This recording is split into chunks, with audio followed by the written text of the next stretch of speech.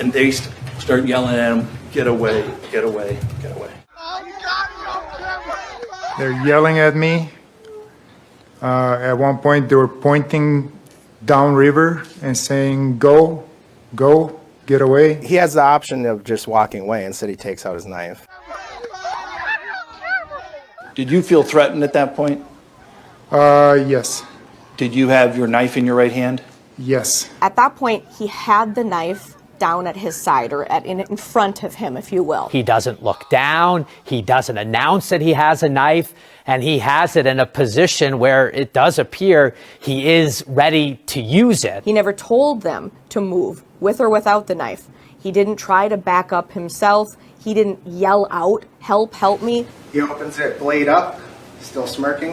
What also struck me is the look on his face as he's doing these things. He had some weird smiles. He was smirking. He was scowling. That's the look on your face. Yeah, That's an angry look. not to me. I was annoyed, more than frustrated, but not angry. Seeing him fiddling with the knife and then pulling the knife out and comparing it with what's on his face, to me was important. I mean, it was bizarre. Boom! So what you're seeing in this video is the difference between people who are being somewhat aggressive and someone who is actually violent, who's actually acquainted with violence, and who's actually just fine with violence, right? And so you see this guy, you see the look in his eyes. I know we all see it now. I cannot confirm nor deny whether he's actually 100% guilty, but what I want you to pay attention to is his mannerisms. I want you to pay attention to how okay he is with violence. The reality is these kids were unhappy with something. I don't know the full story. They're telling him to leave, they're picking on him, they're pushing him, they're trying to get him to leave, bop, bop, bop, bop, bop.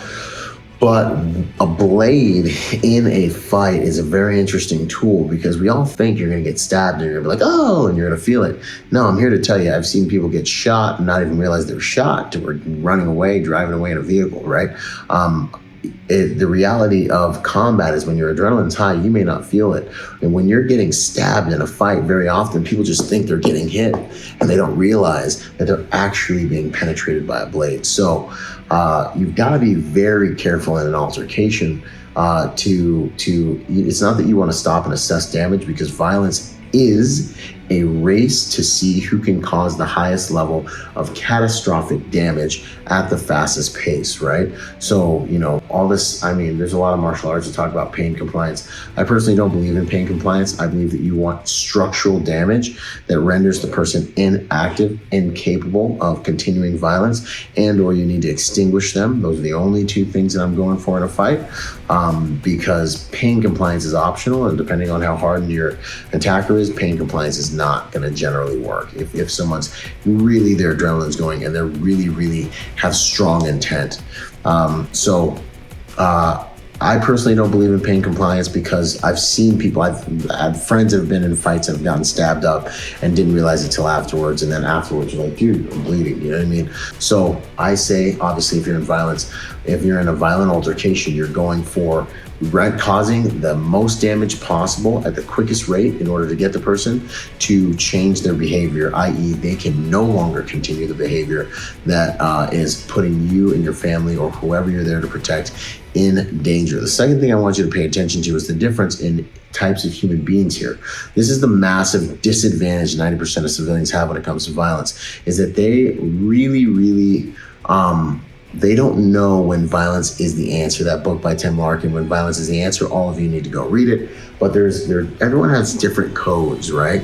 And so if you're dealing with a real combatant, someone who understands violence and is fine with violence, they might stab you for something that you think is just an insult. They might kill you for something that you think is just an insult, and or they're 100% more comfortable with using a tool of violence in order to win the day than most civilians are. So the massive disadvantage civilians have is they still think it's a social altercation.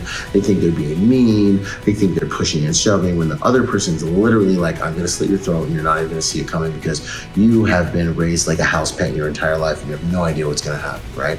Usually the warnings you have are something along the lines of, they just don't seem as scared as they should be.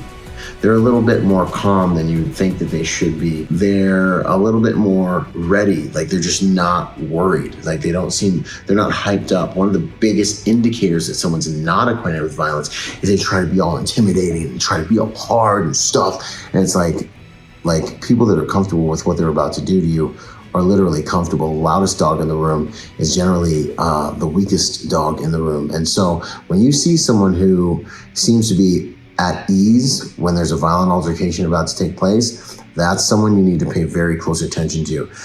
There's a certain level of detachment you can see in this gentleman's eyes that could be, I don't know the gentleman, I don't know all the details, a target indicator that he is absolutely fine to a level of psychopathy with what he is about to do or did do when it comes to defending himself. And it looks like he even may have stabbed that female during that altercation. So next time you're getting into an altercation, hopefully you're smart and you adhere to the rules I talk about. One of the first one is context, right? Stupid things happen to stupid people to go to stupid places. So if you avoid stupid places, 90% of the time, none of these stupid things will happen to you, like bars and clubs and things like that and places like that in most cases. But if you find yourself in a situation where things are escalating and you take any of our behavioral profiling classes and you realize that violence is about to erupt and this individual looks extremely calm and is extremely calculated, I highly suggest you slowly back away, because there's two different types of fighters out there.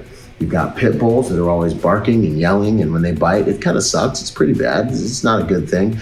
And you've got the cobras. And the cobras, well, by the time you realize you've been bitten, it's generally too late. And remember, violence is expensive. The best fighters don't always win, so avoid it until violence is the answer.